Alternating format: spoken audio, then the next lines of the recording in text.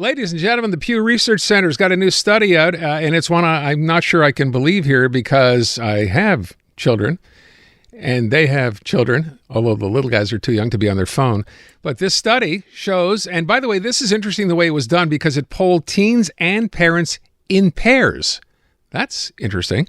And what they discovered was, according to the study, most teens in the U.S., so that's nearly 75% of them, say they feel happy and peaceful when separated from their smartphones. And I'm seeing hands go up everywhere suggesting that can't possibly be true. Well, let's find out more. Colleen McClain is a research associate at the Pew Research Centre, one of the lead researchers on this particular survey. Thanks for being with us. Wonderful to be here. You can, of course, understand my skepticism when I read a thing that says 3/4 of these people surveyed were like, fine, giving up my smartphone, I feel peaceful, I feel happy. So explain, first of all, when you say you talk to these people or surveyed them in pairs, what was the rationale behind that? Yeah, absolutely. So, like you mentioned, our study has a really unique design, and we were able to talk to parents of teens and then ask them to think about a particular teen, if they had more than one, and then talk to that teen themselves. And so we really wanted, especially at this moment in time, to bring both teens and parents' voices into the national conversation. You know, so much is in the news right now, as all of you know, about the potential impact of screen time on teens and on families, and about what tech companies should do, about what parents should do. In that environment, we really wanted to establish a baseline and say, here's what teens and their parents are saying. Here's how they're feeling about their phones, about managing their teens' screen time. And I think something really striking from this effort is that our data shows this is certainly a teen issue. It's also a family issue. We're able to really explore and unpack how parents and teens are navigating these issues together. Okay. I'm wondering, though, when you do a survey like this, and I don't know the methodology involved here, but did you have parents and teens sort of sitting next to each other in the same room answering this? How did it work? Well, we work with a panel that we here at Pew Research Center have worked with for a long time on these types of studies, and that they were able to help us contact people who we knew were parents of teens. And once we asked parents some questions about their own smartphone use, their particular teen smartphone use, we were able to then ask them to then bring the teen we were asking about to the computer to finish the survey and to answer some questions in private. So when I said at the beginning that it was difficult for me to believe this, it seems to me whenever we talk about this, and again, I will point out these are teens, right? Not necessarily even millennials. So maybe it's different for teens, but then again, I'm pretty sure they're pretty much married to their phones most of the time anyway. Were these results surprising at all to you? Because they are to me. Well, to answer your first question, yes, we're talking about teens ages 13 to 17 and their parents. So that's important to keep in mind. Second of all, I think there are a lot of striking findings in this report. And one thing I really want to emphasize is that our results show that teens' experiences with their smartphones and their feelings about them are anything but monolithic. They are so nuanced. They are not one size fits all. We see that most teens, yes, feel happy and peaceful, at least sometimes when they don't have their phone with them. But we also see teens saying, smaller shares, but still shares, saying they feel anxious, they feel upset, they feel lonely when they don't have their smartphone. And we see some gender differences there. For example, we see that older teen girls stand out, and they are the most likely to say they at least sometimes feel anxious when they don't have their phone.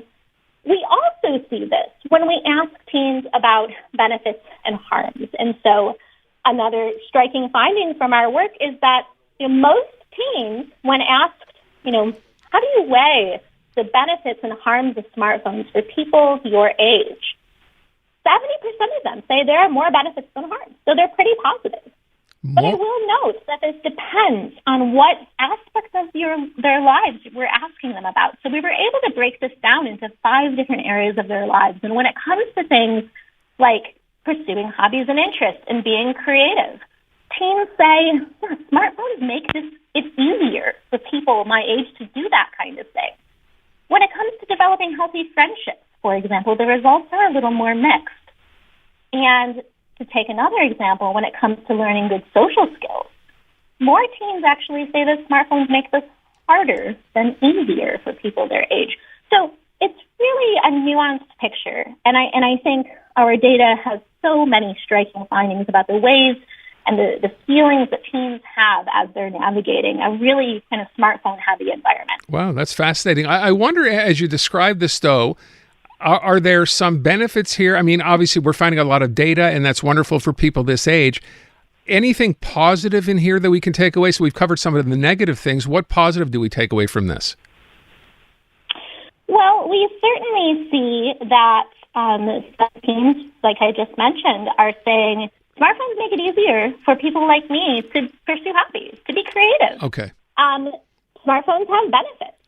And I think that there are certainly in our data both, benefits and downsides to smartphone use that we see coming out. One place we see another kind of really interesting picture is when we talk to parents of teens and ask them how they feel about their teen smartphone use. And, our findings there really show, I would just say parents are people too, right? Even more parents of teens say that they spend too much time on their smartphones than teens say about themselves. It's fascinating. So we can all admit we spend too much time, whether we're teens or parents. We all know we're spending too much time on our smartphones. So maybe there's something to be taken from that.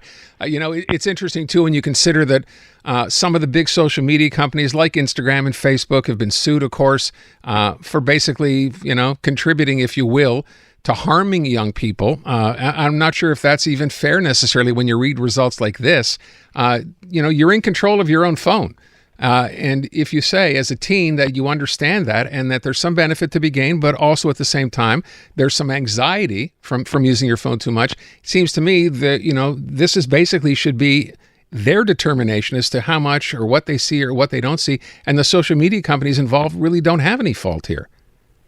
Well, one thing I will say is that we have done some polling on related issues. And in a separate study we released, we asked both adults and teens about how they felt about different policies that are aimed at reducing the amount of time you spend on social media. And, for example, when we ask them about setting limits on how much time minors can spend on these platforms, most adults, 69% of adults, are in favor of setting time limits. That share is much lower among with teens. 34% who favor time limits. And we've asked these types of questions about responsibility more broadly in our work as well. And in a related study, we see 6 in 10 U.S. adults, roughly 6 in 10 U.S. adults, say that technology companies have a great deal of responsibility for protecting children's online privacy. Of course, many Americans also say parents have a great deal of responsibility for this as well. It's a fascinating study. If people want to see this, can you find this online if you wanted to delve into it more deeply? Yes, absolutely. You can find this study at pewresearch.org. I will note that in addition to the teens findings, we have a lot of really striking findings about the atmosphere parents are navigating, how teens and parents are many times on the same page about managing their tech use, and some really fascinating findings about the ways in which this is really a family issue. Colleen, thank you so much for your time. Very much appreciate it. All right, thank you. It was wonderful to be with you. All right.